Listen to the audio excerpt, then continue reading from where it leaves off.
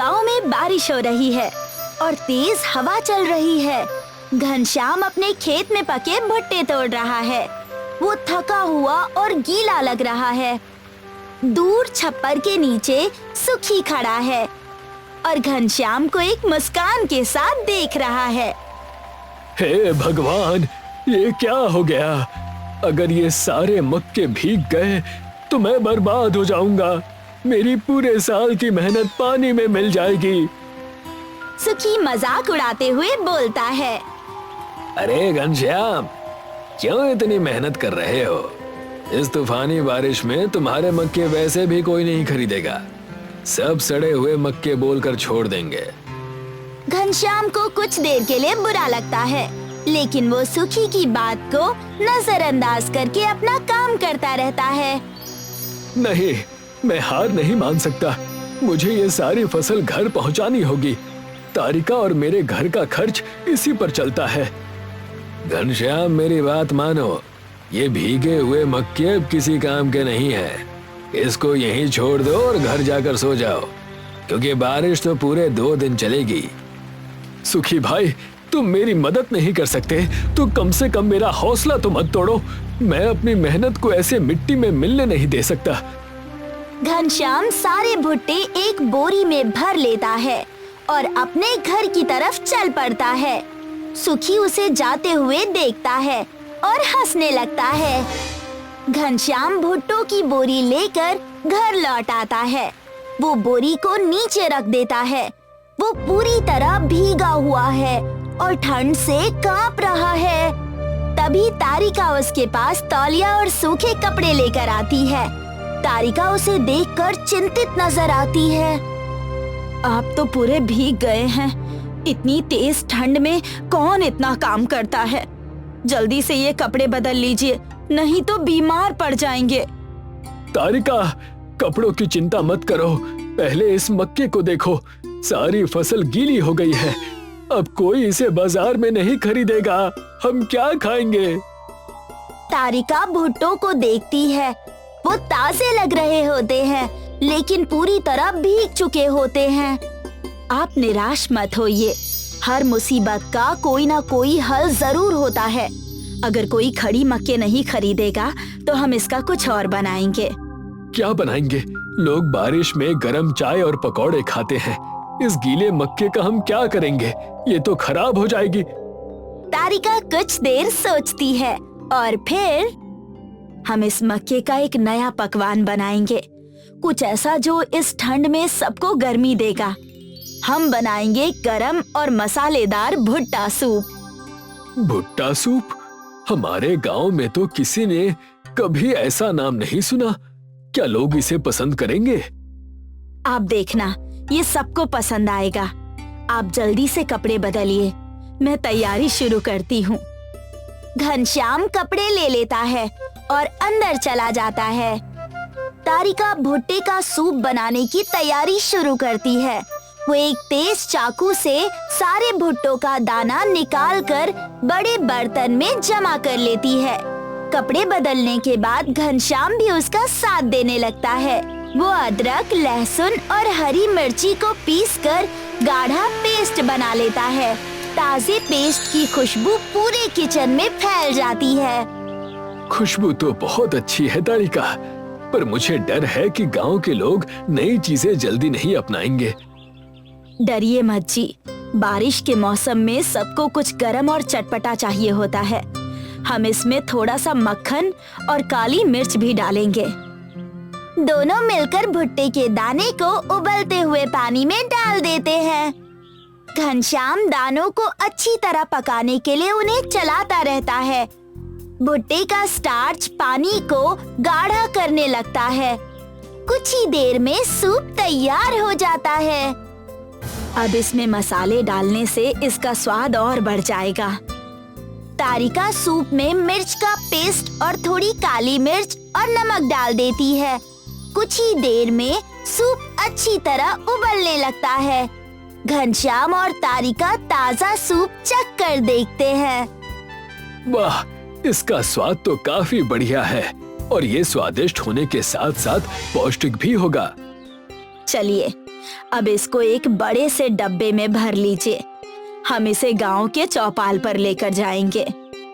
Ghanshyam soup को एक बर्तन में डाल देता है और उसे गर्म रखने के लिए उस पर ढक्कन लगा देता है। शाम हो जाती है। गांव की चौपाल में छोटे लाल और सुखी एक छप्पर के नीचे बैठे गरम चाय पी रहे होते हैं। बारिश अभी भी जोरों से हो रही होती है। ऐसी बारिश तो मैंने गांव में बहुत सालों बाद देखी है। हाँ छोटे लाल भाई, पूरे गांव में सन्नाटा है। तभी घनश्याम और तारिका अपनी हाथ गाड़ी पर सूप का बर्तन लेकर वहां पहुंचते हैं। दोनों बारिश से बचने के लिए छप्पर के नीचे आते हैं। सूप की खुशबू पूरी चौपाल में फैलने लगती है। अरे घनश्याम, ये क्या खुशबू है? ये तारिका के हाथ का जादू है। इसे कहते हैं भुट्टा सूप। भुट्टा सूप? ये कैसा नाम है भाई? घनश्याम बर्तन का ढक्कन खोलता है, सूप को मिट्टी के कुल्हड़ में डालता है और छोटे लाल को दे देता है। आप पहले इसे चख कर देखिए, अगर अच्छा न लगे तो पैसे मत दीजिएगा। छोटे लाल झिझकते हुए सूप का स्वाद चखता है, लेकिन उसे वो तुरंत पसंद आ जाता है। वाह, ये तो कमाल है। इसे चख कर तो ऐसा लग रहा है जैसे शरीर में नई जान आ गई। क्या सच में? तुम झूठ तो नहीं बोल रहे? तुम खुद पी कर देखो, ऐसा स्वाद कहीं और नहीं मिलेगा। घनश्याम सुखी को भी सूप देता है। सुखी सूप का एक घूंट पीता है और उसे भी वो बहुत पसंद आ जाता है। ये तो सच में बहुत बढ़िया है। घनश्याम, इसे तुमने कैसे बनाया? ये हमारे घर का राज है सुखी भाई। अगर और चाहिए तो सिर्फ 5 रुपए का एक कुल्हड़ मिलेगा।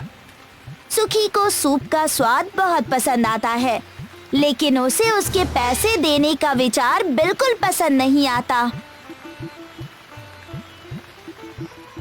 रात को सुखी अपने घर के चूल्हे के सामने खड़ा होता है। चूल्हे पर पानी उबल रहा है और उसके पास कुछ सड़े हुए भुट्टे रखे हैं। घनश्याम इस गांव का सबसे गरीब किसान है, तब भी सब उसी की तारीफ कर रहे हैं। मैं भी भुट्टा सूप बनाऊंगा और उससे ज्यादा पैसे कमाऊंगा। सुखी भुट्टे के दाने उबलते हुए पानी में डाल देता है और उसे चलाने लगता है, लेकिन इस बार पानी से धुआं उठने लगता है और सड़े हुए भुट्टों की बदबू फैल जाती है। सुखी अपना सूप चख कर देखता है। ये क्या? ये तो बिल्कुल जहर जैसी है, बिल्कुल भी स्वाद नहीं है। शायद घनश्याम अपने सूप में कोई जादुई मसाला डालता होगा। मैं कल ही पता लगाऊंगा। अगली सुबह घनश्याम और तारिका किचन में फिर से सूप बना रहे होते हैं। बाहर अभी भी तेज बारिश हो रही होती है। सुखी खिड़की के कोने से छुपकर देख रहा होता है। वो तारिका को सूप में थोड़ा काला पाउडर डालते हुए देखता है। जैसे ही तारिका सूप चलाती है, तभी बाहर से किसी की आवाज आती है। अरे घनश्याम भाई, कहाँ हो? ये आवाज सुनते ही घनश्याम और तारिका दोनों किचन से बाहर चले जाते हैं। तभी सुखी आगे बढ़ता है। उसे लगता है कि डिब्बे में रखा हुआ काला पाउडर जादुई है। वो किसी तरह खिड़की से उस डिब्बे को उठा लेता है। सुखी डिब्बा चोरी करने में सफल हो जाता है और उसके चेहरे पर एक मुस्कान आ जाती है। अब घनश्याम को मजा चखाऊंगा। जैसे ही वो डिब्बा खोलकर उसके अंदर देखने वाला होता है, तभी एक हाथ उसके कंधे पर आ जाता है। सुखी चौंक जाता है और तुरंत मुड़कर देखता है। वहाँ कोई और नहीं बल्कि गज्जू भाई खड़े होते हैं। मेरे रहते हुए चोरी? कहा था ना, चोरी करना बुरी बात होती है। गज्जू भाई उसके हाथ से डिब्बा छीन लेता है और सुखी के चेहरे पर एक जोर का मुक्का मारता है। सुखी घनश्याम, तारिका और छोटे लाल के सामने गिरता है। तीनों सुखी को देखकर हैरान हो जाते हैं। उनकी नजर गज्जू भाई पर जाती है, जो अपने हाथ में वो डिब्बा पकड़े खड़े होते हैं। गज्जू भाई, ये क्या? क्या बात है? ये सुखी अपनी आदत से बाज नहीं आएगा। ये तुम्हारे रसोई से ये डिब्बा चुरा रहा था। ये डब्बा? पर सुखी, तुमने ऐसा क्यों किया? मैं भी तुम्हारी तरह भुट्टे का सूप बनाकर पैसे और वाहवाही बटोरना चाहता था, पर मुझसे बनी नहीं, इसीलिए मैंने ये जादुई मसाला चुराने की कोशिश की। सुखी, कामयाबी का कोई सरल रास्ता नहीं होता और इस डिब्बे में कोई जादुई मसाला नहीं, बल्कि पिसी हुई काली मिर्च है। सुखी हैरानी से सबकी तरफ देखता है, तब उसे समझ आता है कि असली जादू किसी सामग्री में नहीं, बल्कि नियत में होता है। मुझे माफ कर दो, आज के बाद मैं कभी लालच और घमंड नहीं करूँगा।